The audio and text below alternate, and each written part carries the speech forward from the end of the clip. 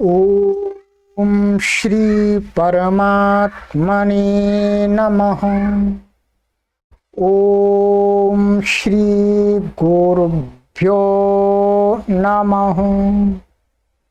ओम श्री ऋषिभ्यो नमः। ओम असतो मा सद्गमय तमसो मा ज्योतिर्गमय मृत्योर्मामृतंगमय। ओम शांति शांति शांति। सर्वेभ्यो नमः। देववाणी संस्कृतम यूट्यूब चलदृश्यम प्रति भवतां भवतीनां च हार्दं स्वागतम्। देववाणी संस्कृतम यूट्यूब चैनल में आप सभी धर्म प्रेमियों का हार्दिक अभिनंदन है। मित्रों, हम कठोपनिषद को निरंतर पढ़ रहे हैं। आज हम कठोपनिषद की 14वीं कक्षा को पढ़ने जा रहे हैं। सभी कक्षाओं को क्रमानुसार हर कोई प्रत्येक पाठक पढ़ सके, इसके लिए प्लेलिस्ट में एक कॉलम बना दिया गया है कठोपनिषद। वहां पर आप सभी कक्षाओं को क्रम से देख सकते हैं। करोड़ों लोगों तक उपनिषदों के ऋषियों की विचारधारा को ऑनलाइन माध्यम से निःशुल्क पहुंचाने के लिए ये कोर्स बनाया जा रहा है। आपसे आरंभ में ही निवेदन कर देता हूं, देववाणी संस्कृतम पर किसी को कोई शुल्क नहीं देना पड़ता। हम निस्वार्थ भाव से संस्कृत माता को और सत्य सनातन वैदिक धर्म की विचारधारा को निःशुल्क आप तक पहुंचाते हैं, आपके सहयोग से।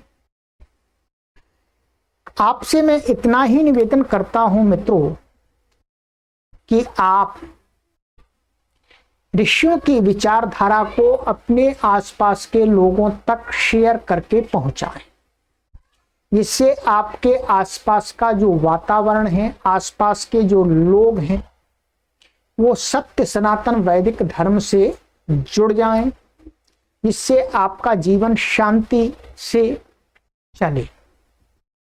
यदि आप अपना जीवन शांतिमय जीना चाहते हैं तो आपको अपने आसपास का वातावरण, एनवायरनमेंट भी आपको अच्छे लोगों का बनाना होगा। अच्छे लोग कैसे तैयार हों, उसके लिए ही ये एक प्रयास किया गया है, जिसके माध्यम से लोग ऋषियों की बातें जान करके अपने मानव जीवन के लक्ष्य को समझ करके आपस में लड़ाई झगड़ा करना बंद करें, प्रेम पूर्वक रहना सीखें और राष्ट्र के प्रति निष्ठावान बने, अपने कर्तव्यों को समझें। परोपकार की भावना लोगों के अंदर उत्पन्न हो, तदर्थ ये कार्य किया जा रहा है। आप निरंतर इनको शेयर करें, जिससे अधिक से अधिक लोग ऋषियों की विचारधारा से परिचित हो सके। साथ में आपको लगता है अच्छी सामग्री है, अच्छी बातें हैं, तो लाइक भी कीजिएगा, आपके ऊपर है। ये बात मैंने आपके ऊपर छोड़ दी है। मित्रों, पिछली कक्षा में मैंने आपको जो पढ़ाया था उससे आगे पढ़ना आरंभ करते हैं। आप हमारे साथ में इस व्हाट्सएप नंबर से भी सीधा सीधा जुड़ सकते हैं, जुड़िएगा। और ये लक्ष्य है, हम संस्कृत सिखाने के लिए मुख्य रूप से कार्य करते हैं। निःशुल्क अभियान है ये, और ये देववाणी संस्कृतम ट्रस्ट हरिद्वारम द्वारा संचालित ये सभी उपक्रम हैं ऑनलाइन, उनसे जुड़िएगा। गत कक्षा में मैंने आपको यहां तक पढ़ाया था यहां तक मैंने आपको पढ़ा दिया था, 10वां श्लोक पूरा मैंने कंप्लीट करा दिया था।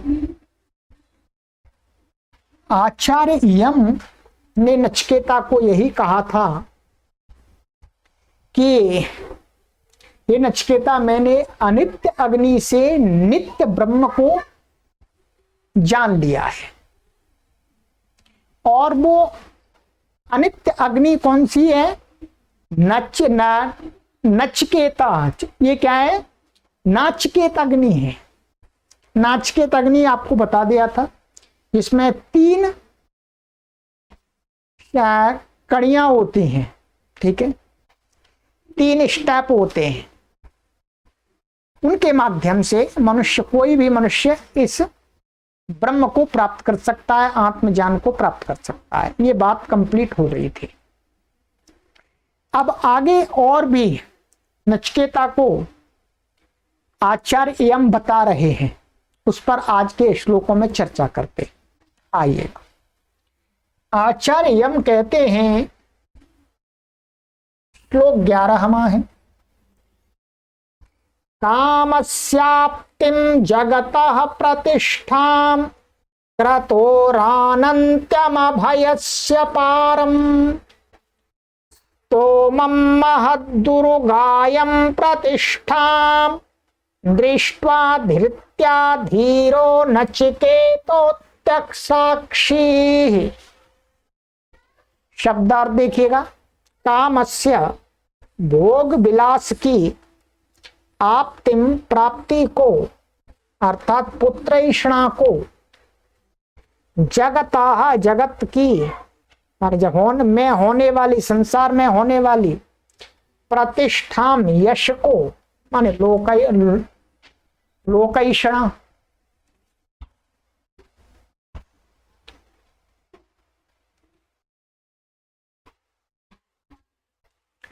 क्रतो हो कर्म की, अनंत्यम अनंतता अर्थात न अंत होना को अर्थात वित्तैषणा को,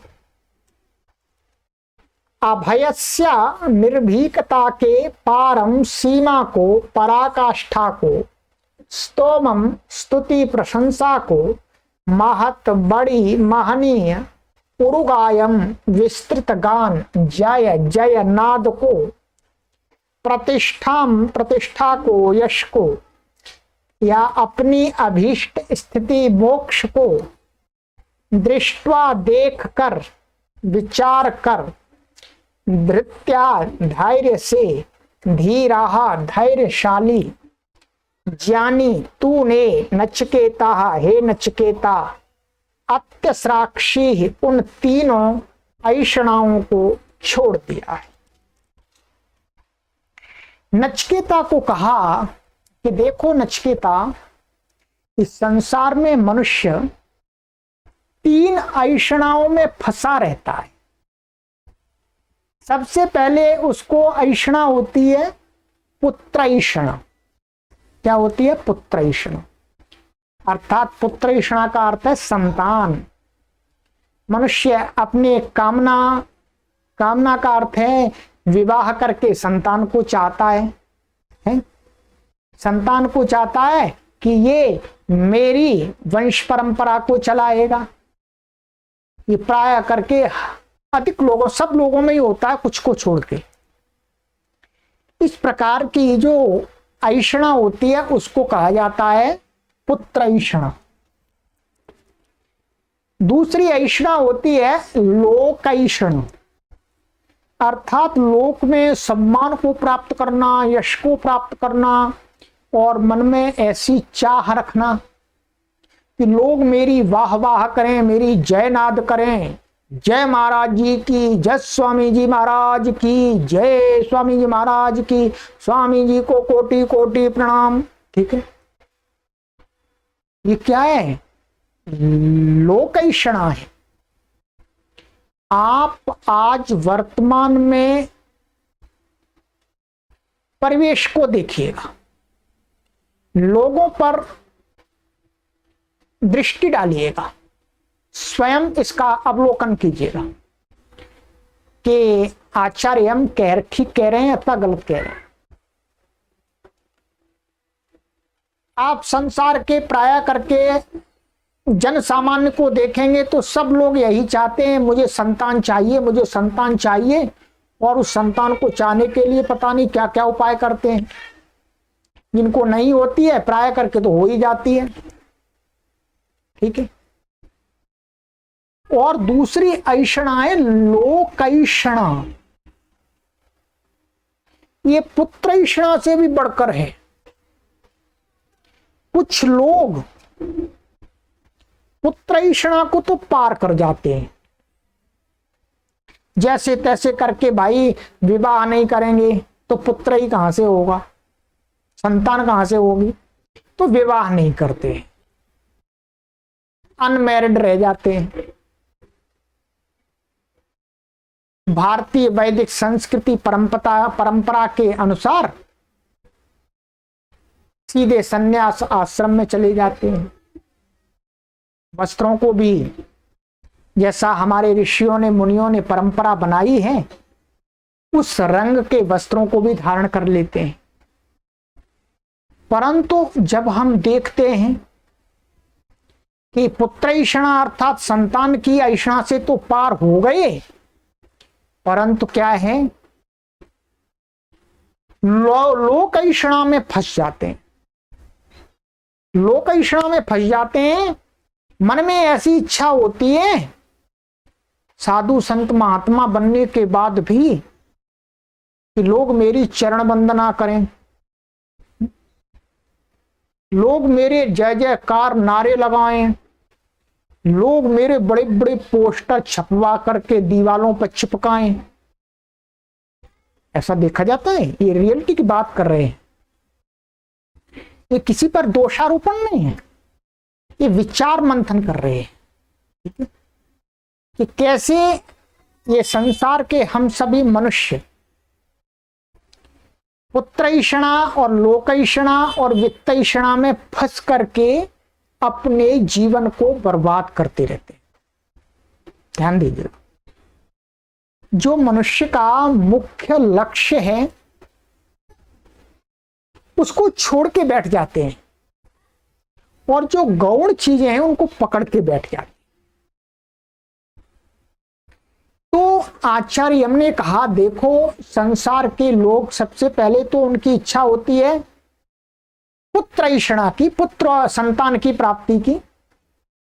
उस ऐषणा को हे नचिकेता तूने छोड़ दिया है। तूने देखा है कि संतान की प्राप्ति होने पर भी कोई मनुष्य सुखी हो जाए, ऐसा नहीं है। प्राय करके तो संतान से लोग दुखी रहते हैं दुखी रहते हैं, रोते रहते हैं, अरे मेरी संतान बिगड़ गई, मेरी संतान बिगड़ गई, मेरे पुत्र बिगड़ गए, मेरी पुत्रियां बिगड़ गई, मेरी सुनते ही नहीं है, गलत आदतों में फंस गए। 80% लोगों के मुख से आपको ये ऐसी बातें सुनाई देंगी।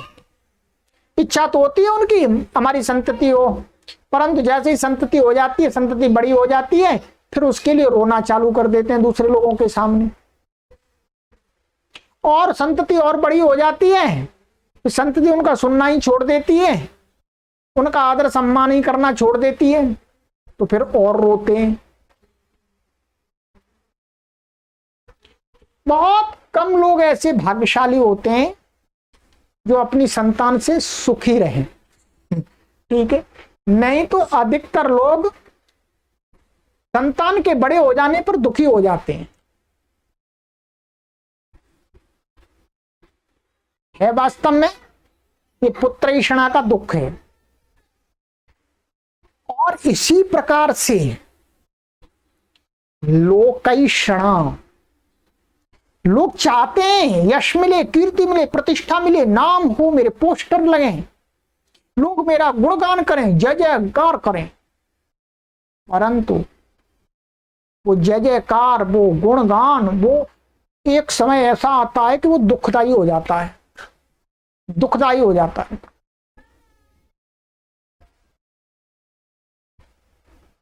संसार में जो अधिक यश प्रतिष्ठा इसकी चाह रह करके रख करके जीते हैं, लोग उनको गिरा देते हैं।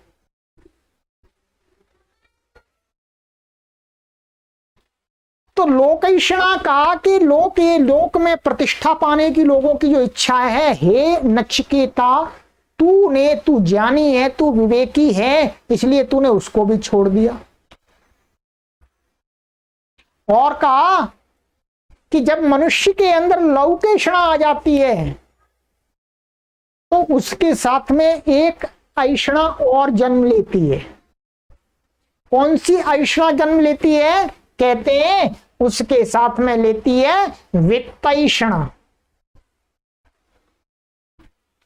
जब आदमी के लोग गुणगान करते रहते हैं, जय जयकार करने लगते हैं, पोस्टर लगाने लगते हैं, फिर वो कहता है भाई मुझे धन दीजिएगा। देखिए, धन लेना गलत बात नहीं है, धन लेना गलत बात नहीं है, धन को लेकर के उसका सदुपयोग कर देना तो बहुत अच्छी बात है, बहुत बड़ा धर्म का कार्य है, बहुत बड़ा पुण्य का कार्य है। वित्तैषणा कहते हैं कि धर्म को लौकेषणा के साथ में धन को लोगों से लेकर के अपने पास में गठरी बांध करके रख लेना, यह है वित्तैषणा। बहुत सारे लोगों में देखी जाती है। धन को इकट्ठा कर लेते हैं, मांग करके इकट्ठा कर लेते हैं अथवा परिश्रम से इकट्ठा कर लेते हैं और उस गठरी बांध के रख लेते हैं, उसका व्यय नहीं करते, उसको खर्च नहीं करते। और अंत में क्या होता है? इस संसार से जाना तो मित्रों सबको है, मेरे को भी जाना है, आपको भी जाना है। तो जो लोग गठरी बांध करके रख लेते हैं, जब वो संसार से चलते हैं, उनको लगता है अरे गठरी यहीं पर रह रही है, अरे मैं तो जा रहा हूं। फिर चीखते हैं, चिल्लाते हैं, रोते हैं, कष्ट भोगते हैं, अरे मेरी गठरी यहीं रह रही है, अरे मैंने बहुत बड़ा पाप कर दिया जी, मैंने इस धन को धर्म के कार्य में नहीं लगाया। तो हे नचिकेता, तूने इस वित्तैषणा को भी त्याग दिया है। क्यों त्याग दिया है? तूने संसार में पुत्रैषणा, लोकैषणा और वित्तैषणा, इन तीनों के द्वारा लोगों को रोते देखा है, दुखी होते देखा है, चिल्लाते हुए देखा है, कष्ट भोगते हुए देखा है, इसलिए तूने इन तीनों ऐषणाओं को छोड़ दिया।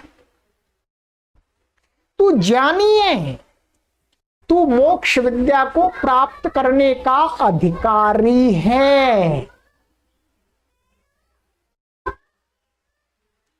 ये आचार्य हमने ये कहा, यही कहा कि निर्भीकता से, एकदम निर्भीक होकर के उस पराकाष्ठा की सीमा जहां पुत्रैषणा, लोकैषणा और वित्तैषणा तीनों नीचे रह जाते हैं, उसके ऊपर अर्थात एक त्यागमय जीवन, किसी से कोई लगाव नहीं, अपना कर्तव्य करते रहना है। इस स्थिति को नचिकेता तूने प्राप्त कर लिया है, इसलिए तू मोक्ष विद्या का अधिकारी है। तूने धैर्य के साथ में है, तू धीरवान है, प्रतिष्ठा आदि ये सारे प्राप्त करने के जो लोभ हैं, तीनों ऐषणाओं को तूने छोड़ दिया है नचिकेता, तूने छोड़ दिया है, इसलिए अब तू मोक्ष का अधिकारी है। ब्रह्म को पाकर के ही तू रहेगा, मैं तुझे ब्रह्म ज्ञान दूंगा, ये इस श्लोक में कहा। और आगे कहते हैं, आगे आचार्य हम कहते हैं, क्या कहते हैं?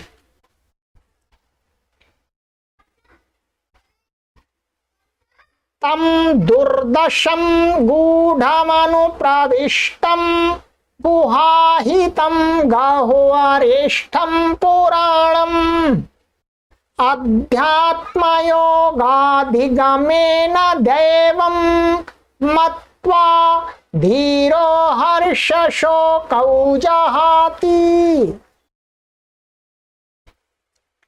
कहते हैं कि तम उस दर्शम कठिनता से जानने योग्य, गूढ़म छिपे हुए, अज्ञात, अनुप्रविष्टम विद्यमान, गुहाहितम गुफा बुद्धि में स्थित, गहुरेष्ठम गहरी खाई, हृत प्रदेश माने हृदय प्रदेश में विद्यमान, पुराणम सनातन आदि अंत से रहित, अध्यात्म योगाधिगमेन आत्म ज्ञान की ओर गति से, अंतर्मुख वृत्ति से एवं दिव्य गुणों से युक्त भगवान को मत्वा जानकर धीर बुद्धि वाला ज्ञानी हर्ष शोक, हर्ष और शोक, सुख दुख, राग द्वेष को जहाती छोड़ देता है। ठीक है, पूरा अर्थ बता दिया। कहते हैं कि देखो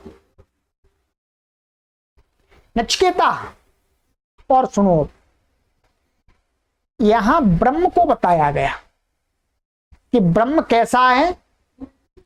ब्रह्म की जो प्राप्ति होती है, उसका जो दर्शन होता है, उसकी अनुभूति होती है, वो होती है अध्यात्म योगाधिगमेन।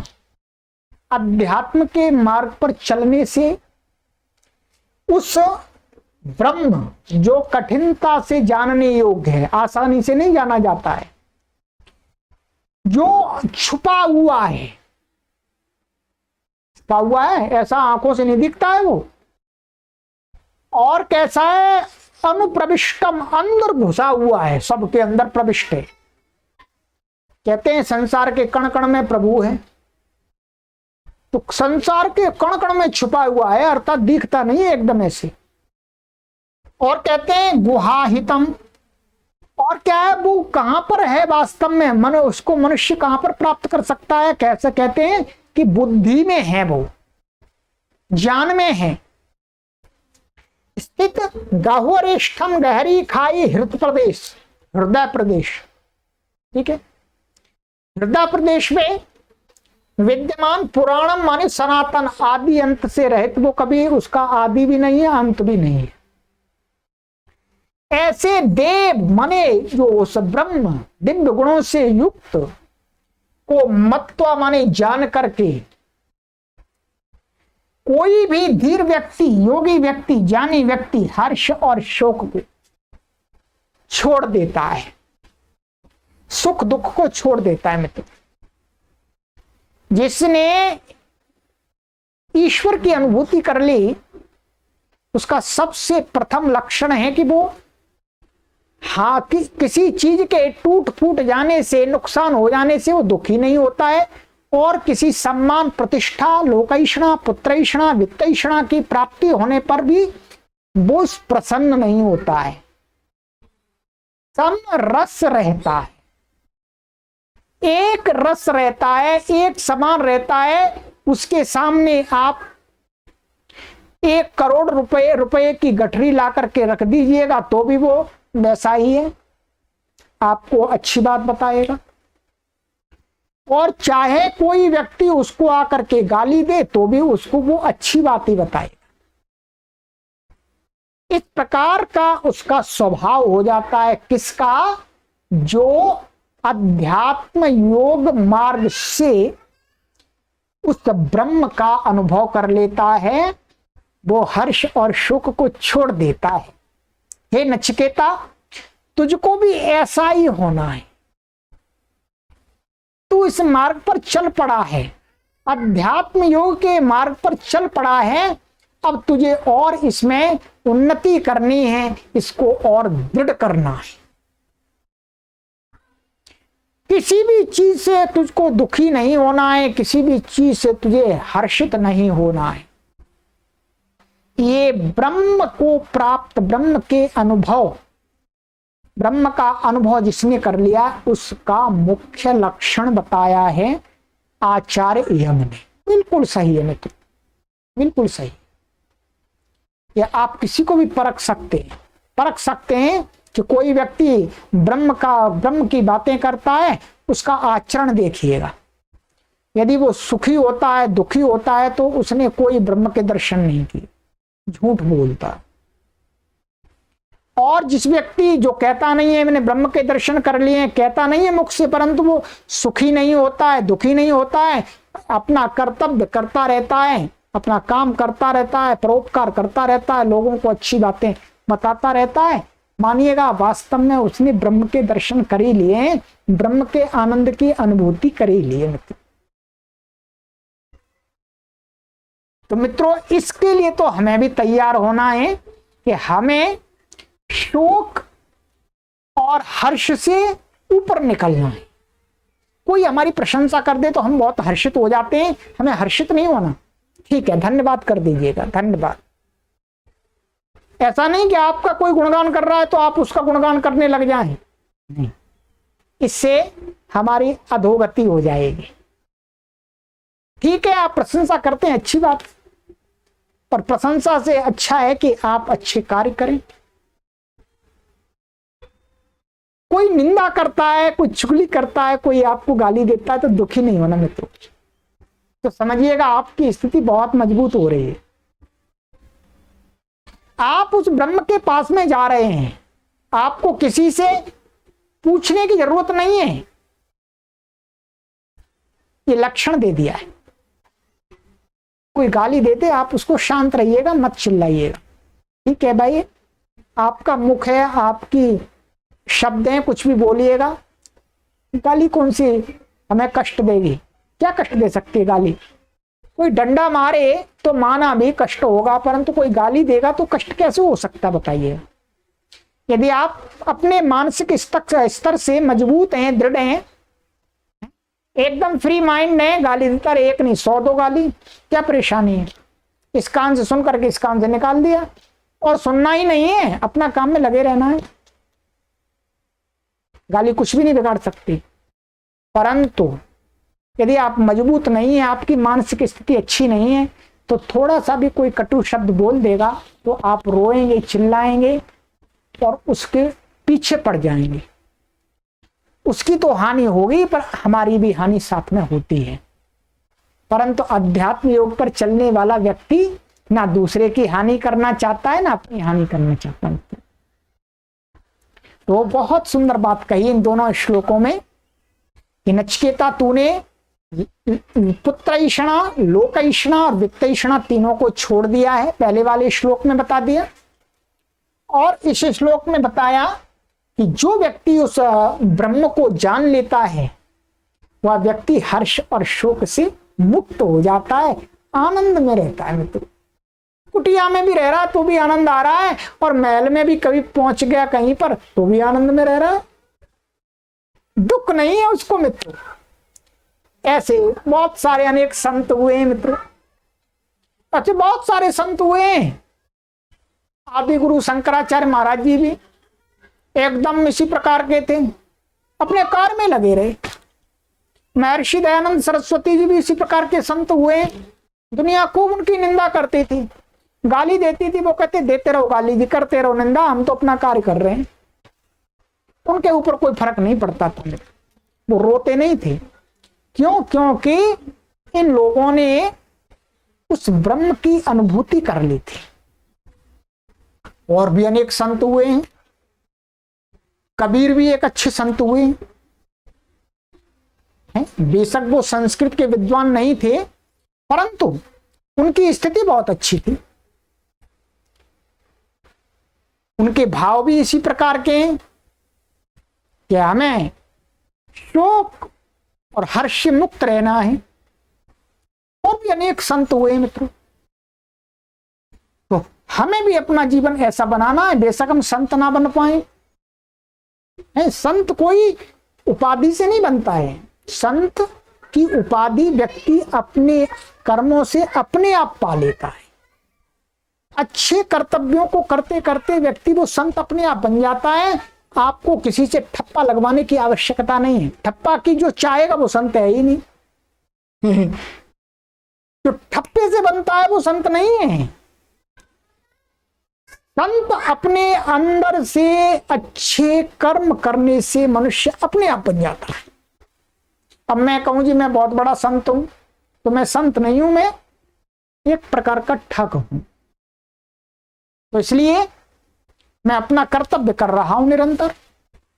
लोग कुछ गलत शब्द भी बोलते हैं, गलत कमेंट भी करते हैं, कोई बात नहीं, करते रहिएगा जी। आपका समय है, आपका मोबाइल है, आपका यूट्यूब चैनल पर आपका आईडी बनी है, आप अपना काम करते रहिएगा, मैं अपना कार्य कर रहा हूं। तो चलिएगा मित्रों, आज के इन 2 श्लोकों से हमने ये सीखा कि हमें लोका पुत्रैषणा वित्तैषणा और लोकैषणा, लोका पुत्रैषणा लोकैषणा वित्तैषणा, इन तीनों ऐषणाओं से दूर रहने का प्रयास करना चाहिए और शोक और हर्ष की स्थिति से बचना चाहिए।